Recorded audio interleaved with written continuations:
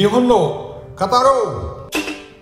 Ya, jadi begini, itu pernak-pernik tadi kita sudah jelaskan bahwa itu saya diberi oleh Perdana Menteri Fukuda, mantan Perdana Menteri Fukuda Yasuo. Orang tua beliau itu namanya Fukuda Takeo.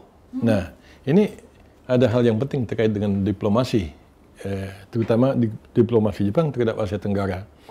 Jadi pada tahun 1977, pada saat itu Perdana Menteri Fukuda Takeo, ayah dari mantan Perdana Menteri Fukuda yang sekarang, melakukan perjalanan ke Asia Tenggara, dan pada saat di Manila, beliau speech, pidato.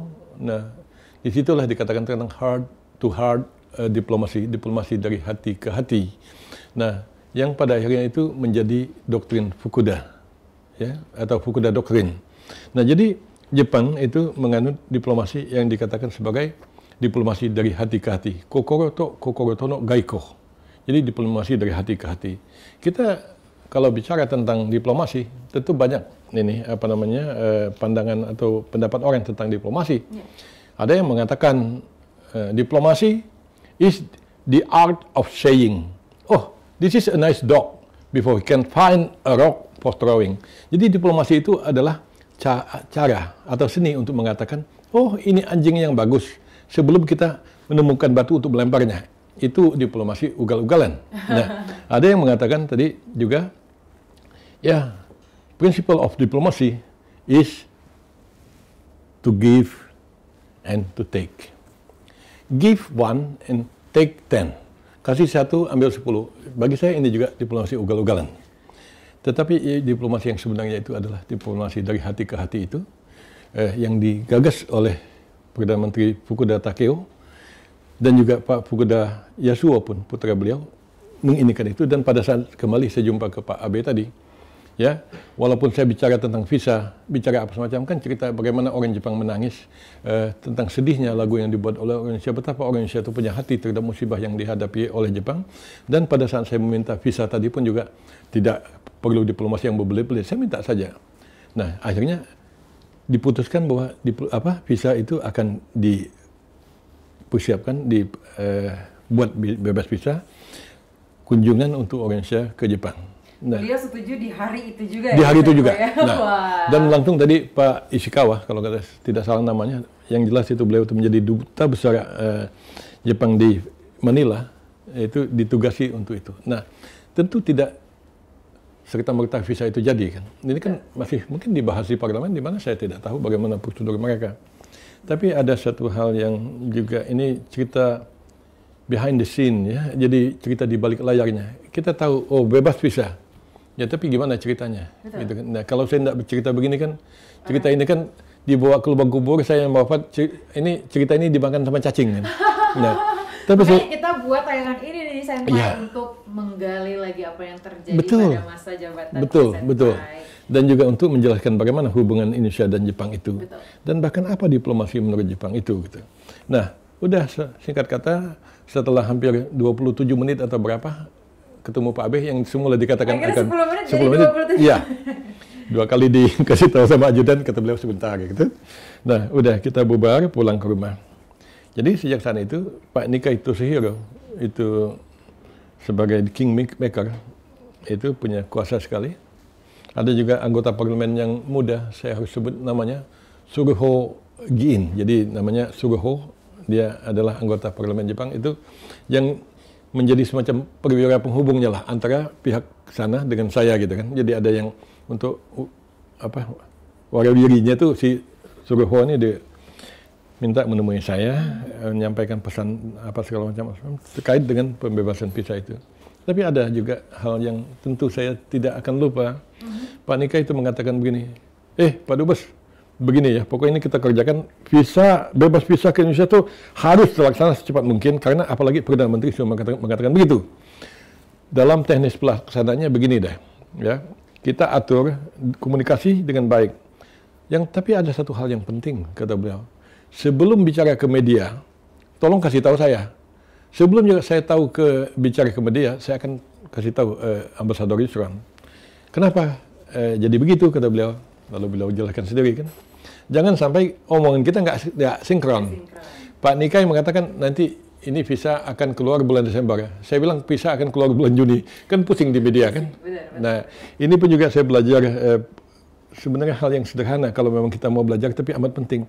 Dari situ saya belajar bahwa supaya tidak ada simpang siur, ya, jangan sampai terjadi di suatu negara presiden ngomong begitu, menteri ngomong begini, menteri lain ngomong begitu, jadi tabrakan.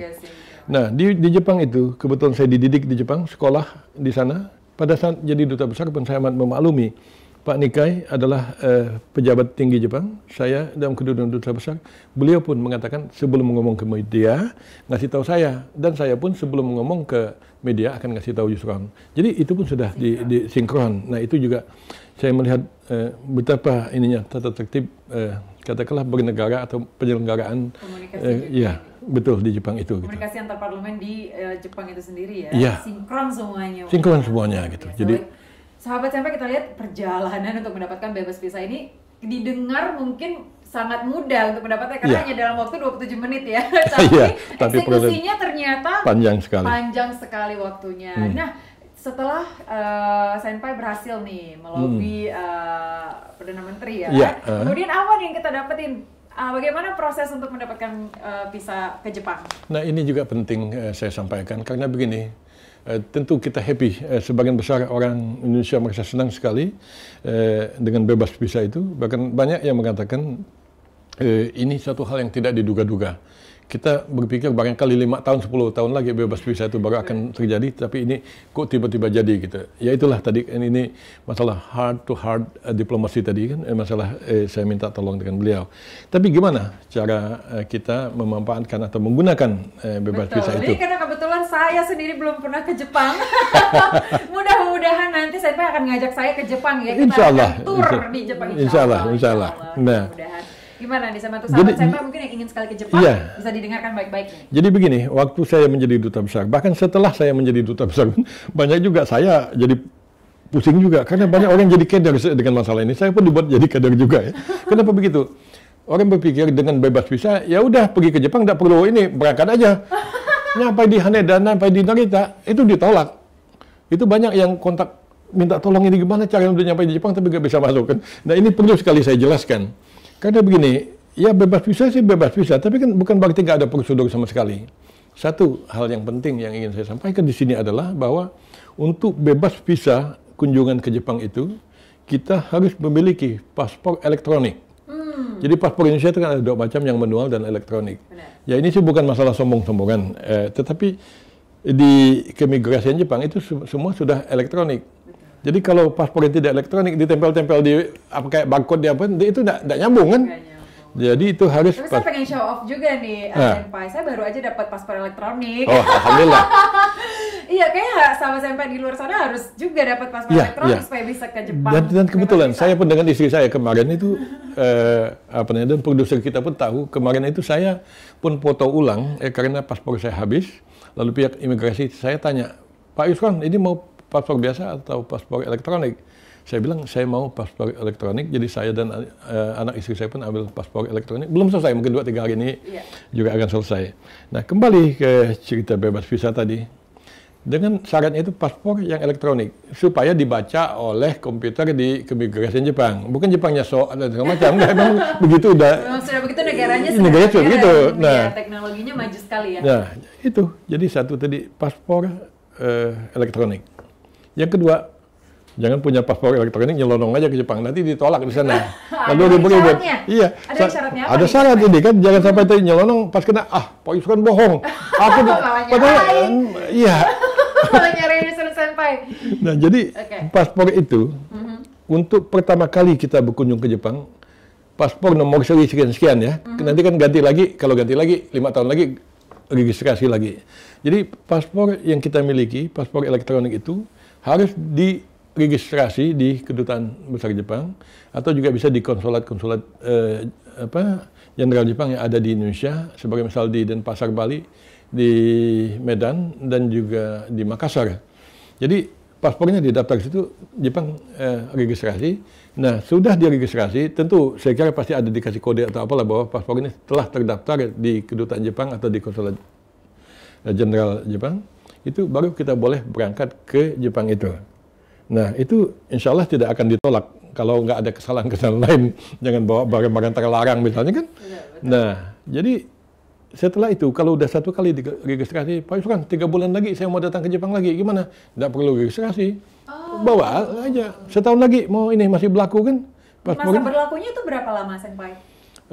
Kalau saya tidak salah itu 5 tahun, 5 atau 2 tahun tentang masa berlaku itu.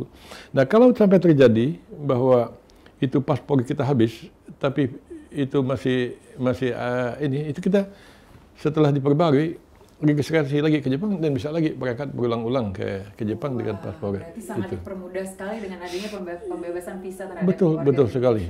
Untuk masa stay-nya warga Indonesia sendiri berapa lama? Itu sekitar 2 minggu kalau visa kunjungan gitu kan. Jadi kita berkunjung ke sana dan sekitar 2 minggu itu sudah cukup panjang. Kita bisa kalau mau jalan-jalan dari katakanlah Hokkaido, dari paling utara sana sampai ke Okinawa juga itu bisa nyampai gitu kan. Nah, dengan 15 hari itu ya. Ini karena saya belum pernah ke Jepang nih sahabat Senpai. Berapa lama sih flight menuju ke Jepang, Senpai? Itu 7 jam. Sekitar 7 jam. 7 jam itu realnya. Ditambah lagi kan perbedaan waktu, Jepang tuh lebih duluan 2 jam dibanding kita. Jadi kan belahan bumi itu sesuai peredaran matahari semakin ke timur semakin cepat waktu itu berjalan kan. Jadi mau tahu barat timurnya, cara bodoh saya itu begini, saya bayangkan saya berdiri di atas peta, saya menghadap ke utara ke Singapura, yang sebelah kanan itu adalah timur. Jepang itu di sebelah kanan kita ya tentu agak ke atas kan.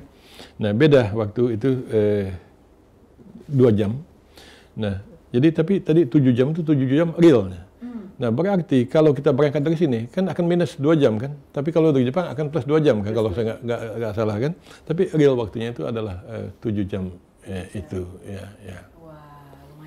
Kita minum obat tidur aja langsung tidur di perjalanan. Sebenarnya sih, ya kalau bisa mainin HP zaman sekarang nggak terasa. Nonton film ya. Ya, tahu udah habis saja waktu gitu kan. Sangat perjalanannya juga tidak terlalu panjang ya. Dan juga sekarang maskapai penerbangan juga udah canggih-canggih dan sudah nyaman sekali. Betul. Jadi dulu kan karena saya tinggal di sana bolak-balik gitu. Dulu orang mungkin kepala saya udah nggak benar juga saat itu. Jadi saya bilang saya mau balik bukannya pergi Pak ke Jepang. Enggak, saya balik ke Jepang lah. Memang saya statusnya penduduk di sana waktu itu kan. Punya visa sebagai penduduk di sana gitu. Nah, jadi sering biasa bolak-balik Jakarta, Tokyo, Jakarta dan seterusnya. Itu bagi saya sudah dekat saja jarak itu. Iya. Karena begini, saya pernah terbang ke Brazil. Wah, jauh banget. Terbang ke Brazil itu kalau saya tidak salah itu 36 jam. Jadi saya naik pesawat dari Jakarta ke Singapura. Singapura langsung tembak ke Afrika Selatan. Saya lupa apa Johannesburg atau apa. Kemudian pindah lagi ke kota satunya lagi di itu Afrika Selatan. Kemudian transit lagi di Argentina.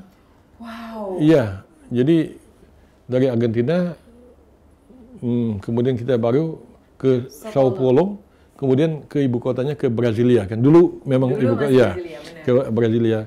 Dibandingkan dengan terbang ke sana ke ke Brazil, Jepang itu amat dekat sebenarnya.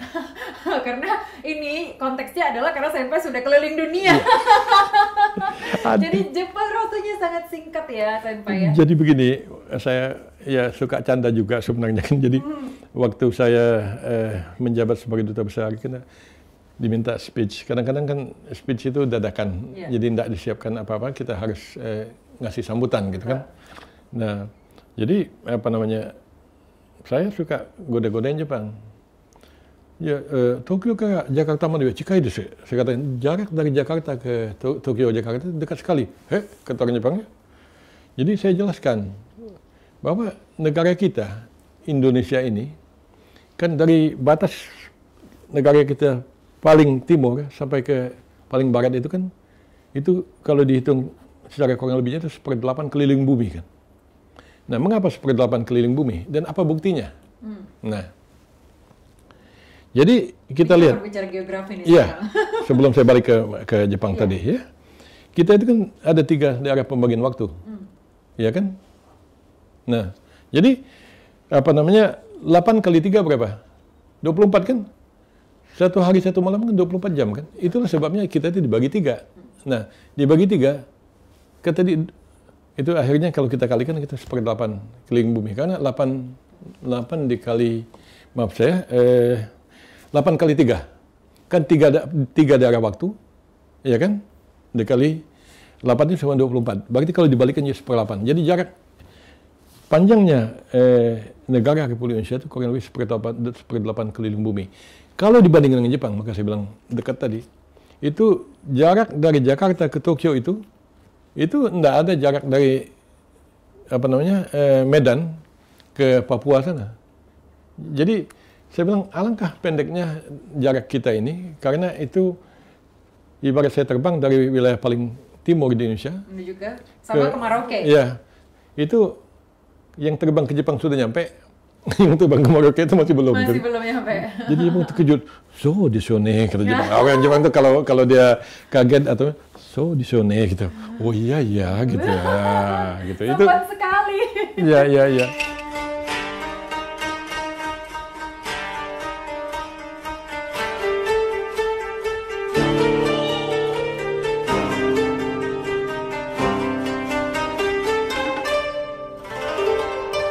Nihon no Kataro